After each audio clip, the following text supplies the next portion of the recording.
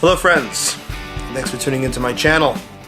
Today, I'm going to talk about the Beatles again. Paul McCartney has pretty much confirmed that there is going to be something happening for the White Album 50th anniversary.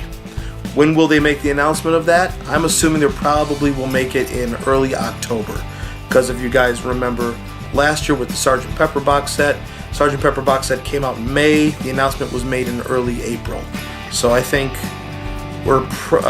they'll probably release a box set in November around the time frame the original album came out. What's the box set going to have? Is it going to have a new stereo remix? Although I do like the original stereo, but I got into a little discussion with somebody who said, yeah, but the Beatles still mixed a lot of the songs in mono first. Even though they paid attention to the stereo, they mixed a lot of the songs in mono first before the stereo. So they still paid much more close attention to the mono. I don't know. But if Giles could work his magic again and do a new stereo mix of it, think around this time in 1968, engineers started to record drums in multi-tracks, and you started to have spread out drum tracks recorded in true stereo. The Beatles never truly had that except on The End. Actually, I take that back. The actual single of Get Back and Don't Let Me Down actually has a stereo drum track. But another post-Beatles breakup solo album, my first one for John. And it's not Plastic Ono Band or Imagine, which are incredible albums, but I think a lot of people talk about them a lot. But I decided I was going to do Walls and Bridges. This is the vinyl reissue, the cover that flaps open. The vinyl reissue is pretty accurate as far as reproduction. I do have an original copy as well, an original Apple copy as well, but I figured I'd take the vinyl reissue.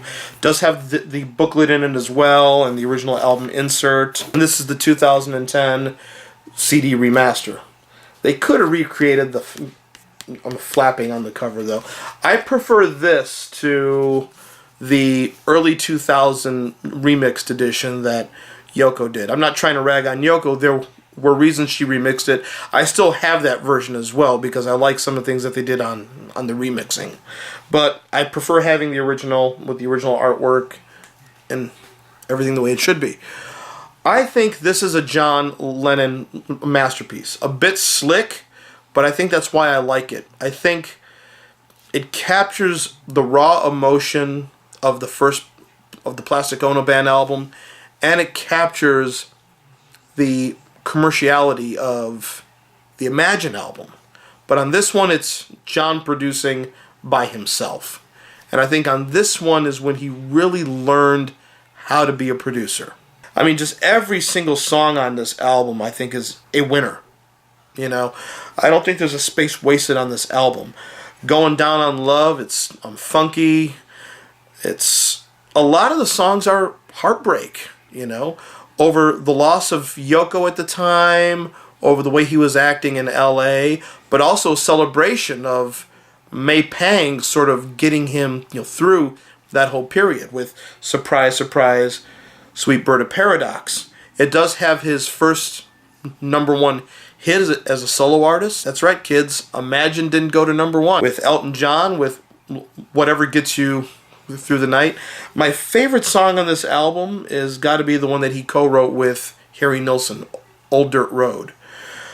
There's a loneliness to that song. Ain't No People on the Old Dirt Road, No More Weapons on the Old Dirt Road, but it's better than a mudslide mama when the dry spell comes. He really captures that imagery in the lyrics, I think. I think, did he write the lyrics to that? Okay, John and Harry wrote the lyrics to Old Dirt Road. But that is a long fade on that one. That almost seems like an album closer, but it's right in the middle of side 1. But then you bring that up with the funky What You Got. Here it is, John doing a Paul, having happy, or in this case, funky music. It's But John giving the raw emotion, obviously directed to Yoko, but he's got that sexy, funky guitar lick, and the horns are so crisp on that. Almost like a Stevie Wonder type horn section on that one. And then you go to Bless You, which is definitely to Yoko. Bless You Wherever You Are. The chord changes on that one. Something I've never heard on a John Lennon song before or since. Very jazzy. And then Scared, ending side one with Scared. I don't think I need an explanation on that one.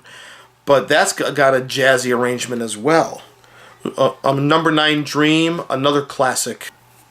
I love the chord changes in that one. I love how May Pang comes in and does the John, very psychedelic. Steel and Glass. Sort of a sequel to How Do You Sleep, except on this one to Alan Klein. One of the few, I think, only instrumentals John ever did during his solo years with Beef Jerky. Another fun tune. And a nice nod to Macca for Let Me Roll It from Band on the Run with the lick in the middle. Nobody Loves You When You're Down and Out. Another Lennon classic. Sad lyrics, but again, a beautiful melody, a nice majestic arrangement to that one. So here he is putting sad lyrics, like I said, the raw emotion of Plastic Ono Band to some very good lyrics. So again, combining the raw emotion of Plastic Ono Band with the commerciality of Imagine. I know I said that before, but I'm saying it again. And then you end the album with a joke on a non-serious side with a cover of Leo Dorsey's "Ya Ya," sitting here la la, waiting for my ya ya. But this one is John on piano and Julian on drums. Julian was still a little kid. Great way to end it. And John, even though some of the songs are serious, he did not lose his sense of humor during this. You take a look here.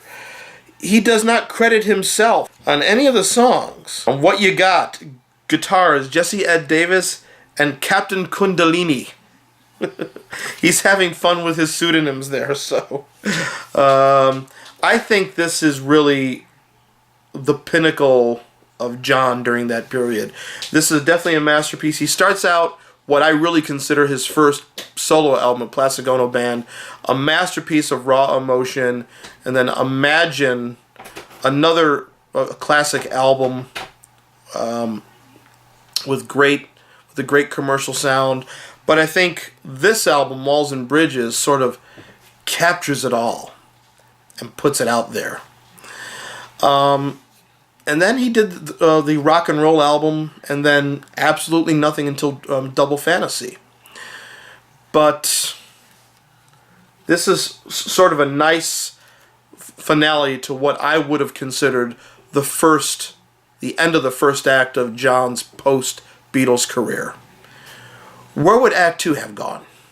We can only speculate. Walls and Bridges, John Lennon, 1974. And take a look at some clever ads during that period that I'll try and have linked to here in the description. You have Ringo narrating the television ad for Walls and Bridges, and John advertising and narrating the television ad for Ringo's Goodnight, Vienna. See, they were still friends. Until we meet again.